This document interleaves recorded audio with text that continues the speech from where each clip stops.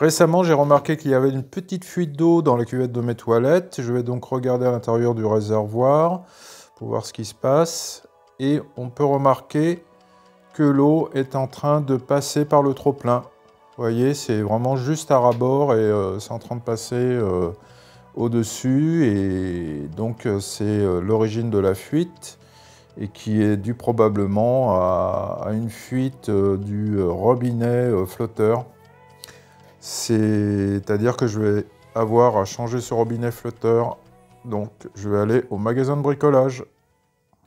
Voilà, je suis au magasin de bricolage, dans le rayon des robinets flotteurs.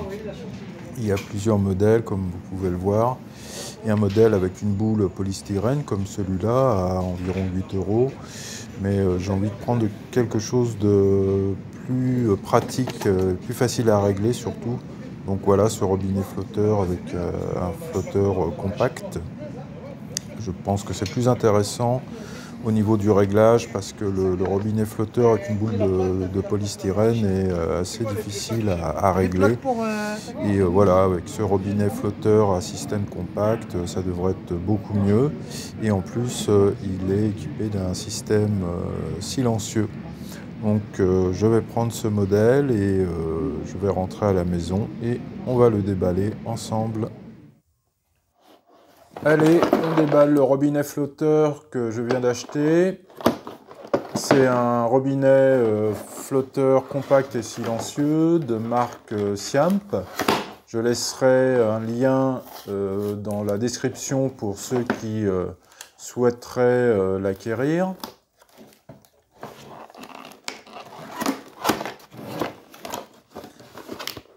Voilà le robinet. Et je pense qu'il y a un mode d'emploi à l'intérieur, oui. Voilà. Le mode d'emploi. Et il y a également un bouchon enjoliveur au cas où vous auriez un deuxième trou dans le réservoir que vous souhaiteriez boucher. Voilà. Voilà le mode d'emploi. Quelques instructions pour savoir comment l'installer et puis aussi comment le régler. Bon, c'est relativement simple.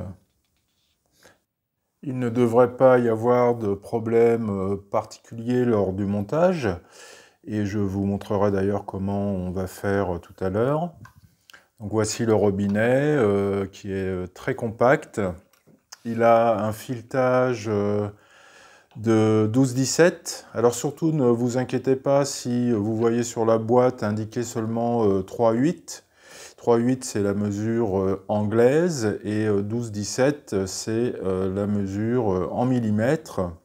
Ça signifie que l'embout de votre robinet fait un peu moins de 17 mm de diamètre extérieur et 12 mm de diamètre intérieur. Et c'est un format tout à fait standard. Comme je vous le disais dans le magasin de bricolage, ce robinet est réglable grâce à cette tige en plastique que vous tournez dans un sens ou dans l'autre pour régler la quantité d'eau que vous pouvez avoir dans le réservoir. Et je vous montrerai ça lors du montage. Il est temps maintenant de fermer l'arrivée d'eau afin de pouvoir procéder au démontage de l'ancien robinet. Je vais démonter le robinet avec une pince multiple, ça devrait suffire. Voilà, maintenant que l'arrivée d'eau est fermée, il n'y a pas de risque de fuite.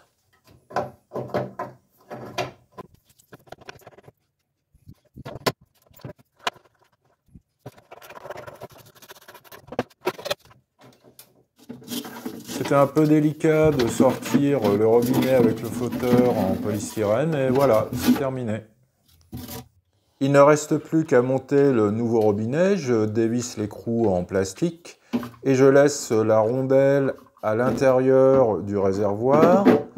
Voilà, et je revisse l'écrou en plastique.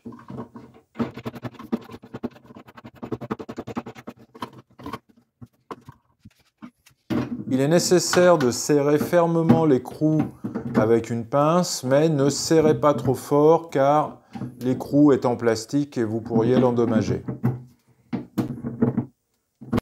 L'installation est terminée, je n'ai plus qu'à remonter le robinet d'arrivée d'eau.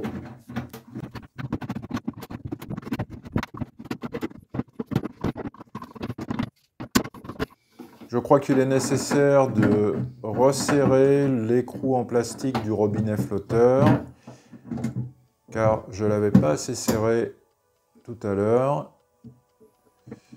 Voilà.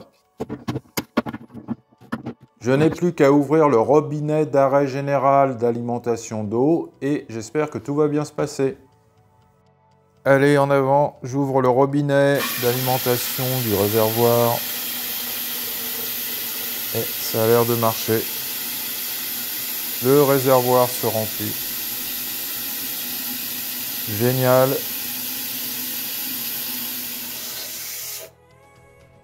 Super, le robinet flotteur a bien fonctionné. Maintenant, je vais vous montrer comment on fait pour régler le flotteur. C'est très simple, c'est grâce à cette petite tige en plastique. Il faut tout simplement la tourner dans un sens ou dans l'autre. Si vous la tournez dans le sens inverse des aiguilles d'une montre, cela réduira la quantité d'eau qui entrera dans le réservoir. Par contre, si vous la tournez dans le sens des aiguilles d'une montre, vous aurez la quantité d'eau maximale. À bientôt et n'oubliez pas de liker et de vous abonner si ça vous a plu.